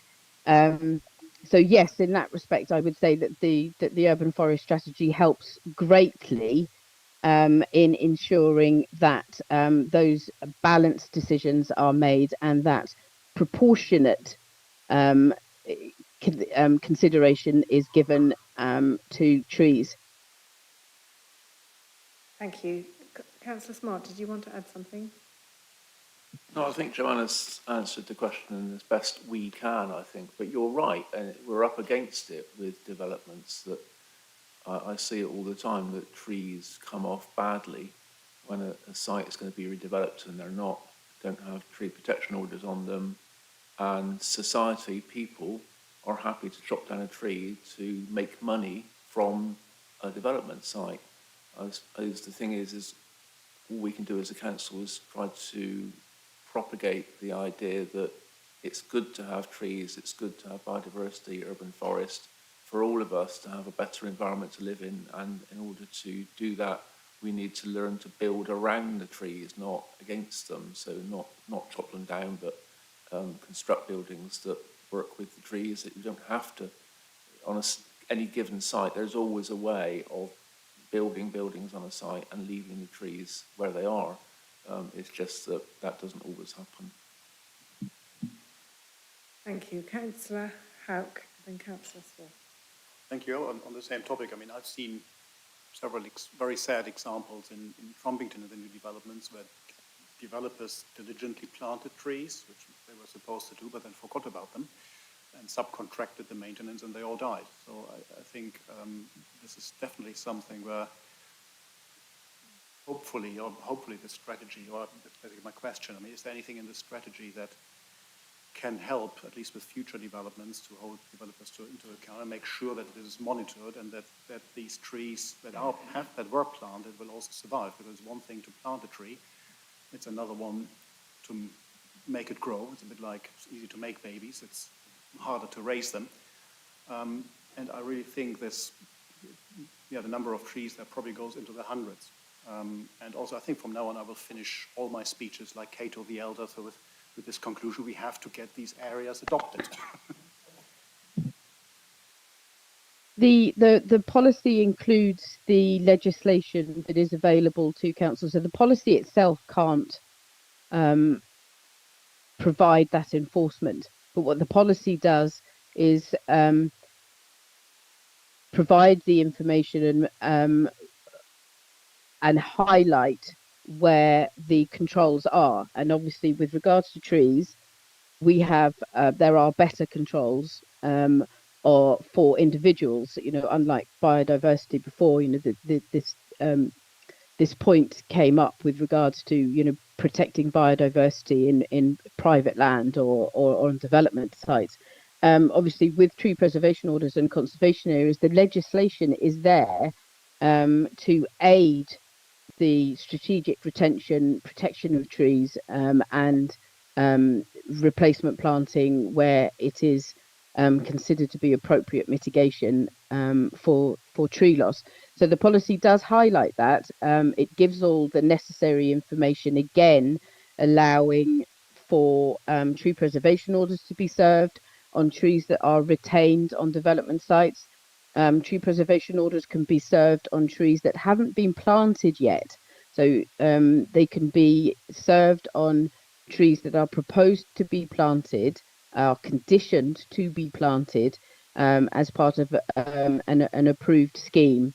And then you also have other conditions with regard to protection. So there are conditions looking at tree protection, so that developers have to provide the necessary information to show how trees will be protected, and that could include potential consequences. Often does include potential consequences, but the policy can't itself dictate enforcement, but the policy does explain within the topic papers the responsibilities for enforcement.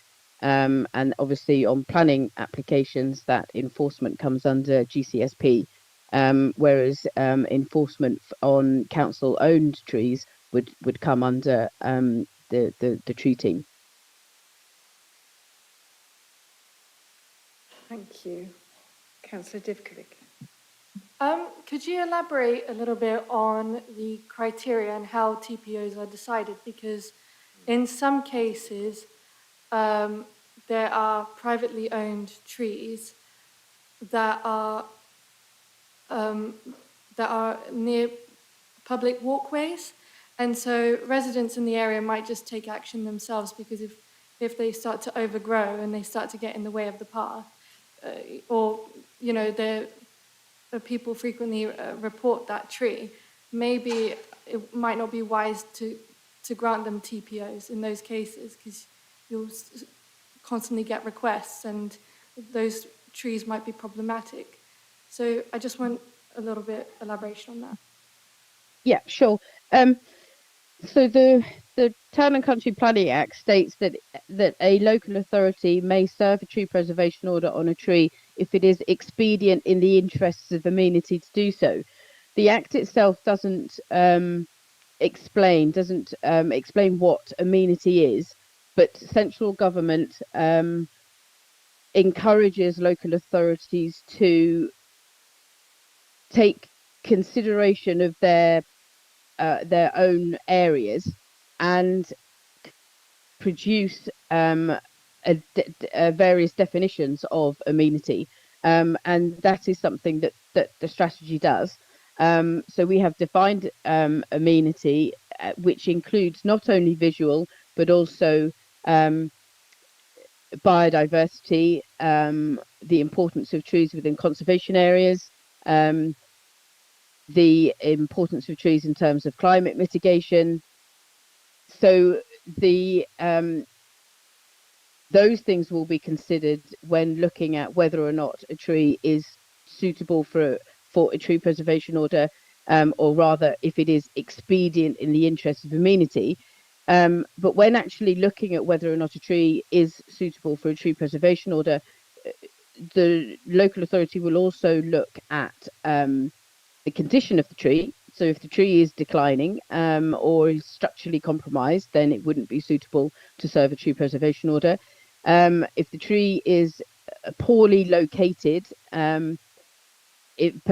perhaps if it is in a small garden, but it has the capacity to be a very large tree, then it wouldn't be appropriate to enforce a homeowner to retain it, because it would soon outgrow that location. With regards to highways, or trees overhanging the Highway, the Highways Act does that trump effectively tree preservation orders. If trees become a danger to the highway, then the Highways Authority can enforce tree work or even tree removal if the trees are dangerous. And that's without tree work application. So that is one of the exemptions of serving a tree preservation order, is that works to make the tree safe or make the highway safe would be exempt from any application. I hope that answers the question. Thank you. Councillor Swift. Thanks, Chair.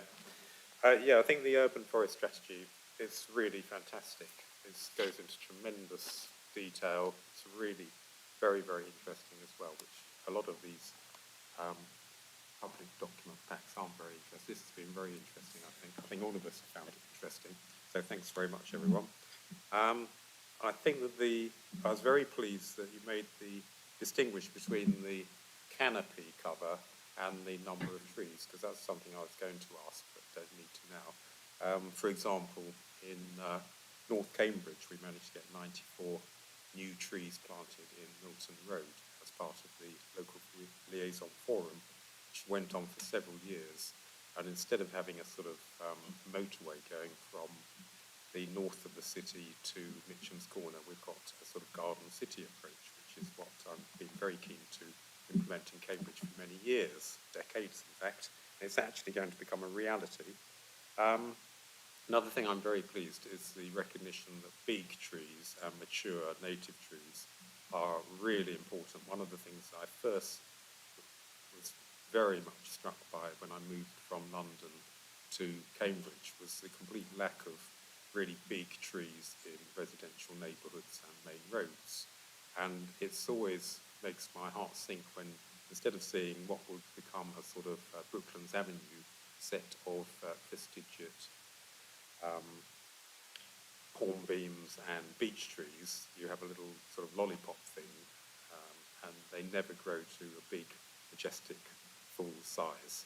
And it's very nice that you were talking about the importance of mature, proper, big trees. I think that's really something that raises your spirits as you go through the town. One of the things I am worried about is the insurance companies. I think there was a case in Petersfield. Insurance companies trying to mitigate against any public trees, like, for example, plane trees in what's the name of that park in Petersfield, where Katie Thornburg lives. And has that been resolved? Because otherwise, the City Council can't really plant any trees without the fear of private insurance companies actually chopping them down or litigating against the potential for damage to private neighbourhoods from the roots of those trees. Sarah, could we have an update on that, please? I don't have an update on that, I'm afraid. It isn't something that is specifically within the policy. I do know that when considering planting trees,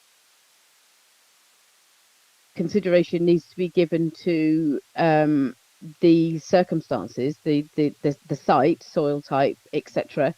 But it certainly isn't policy. It isn't within the policy to plant small trees or not plant trees, because there is a fear that insurance companies may chop trees down. Certainly, we have protections available for trees that are planted in private land. Obviously, tree preservation orders, conservation areas can be used.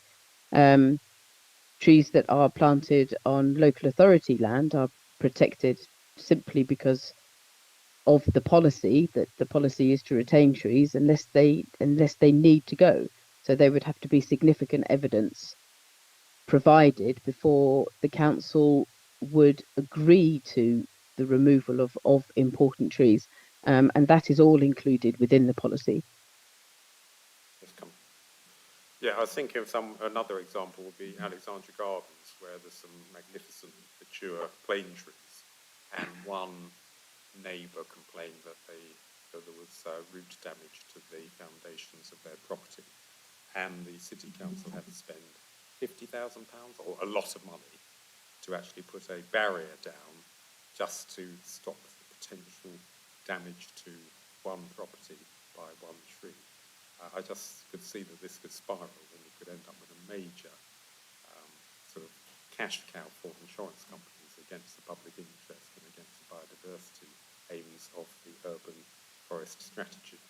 So that's where I was coming from. And Alistair will probably be able to give you a lot more information with regards to Alexandra Gardens specifically, but any tree work application is taken on its merits. The fact that a tree may be allowed to be removed or has been pruned in the past to the betterment of a neighbouring property that is suffering subsidence is in no way a precedent that will happen in the future. The circumstances, site circumstances, need to be taken into consideration. There are obviously, the council itself can effectively underwrite the retention of trees, but any financial decisions in that regard need to be balanced against the additional financial needs of the council. There are the purse strings are tight and the pocket is not deep, and therefore any consideration of whether or not it is appropriate to pay to underpin a property, perhaps, rather than remove a tree, needs to be taken on its merits. But one thing that a council always has to consider is that liability.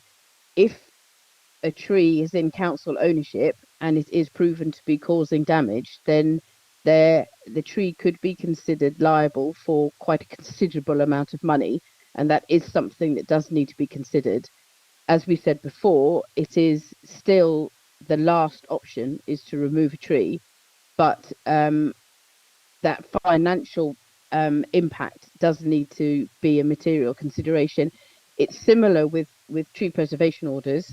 Unlike any other planning application, a refusal to allow a tree to be removed that is protected by a tree preservation order and is shown to be causing subsidence to a property could result in successful claim against the council for the costs associated with underpinning trees. So again, it is something that has to be taken into consideration. But just to highlight, it's not a precedent. Every tree work application needs to be considered on its own merits. Thank you. Thank you. Councillor Smart. So I think Councillor raises a very concerning matter. I'm aware of the instance that you've mentioned, and I remember also before at Alexandra Gardens where some of the trees were cut back quite severely for the same reasoning. And I think, I mean, we've gone into a sort of alley here of concern. It's not really rough agenda slightly, but it's still trees.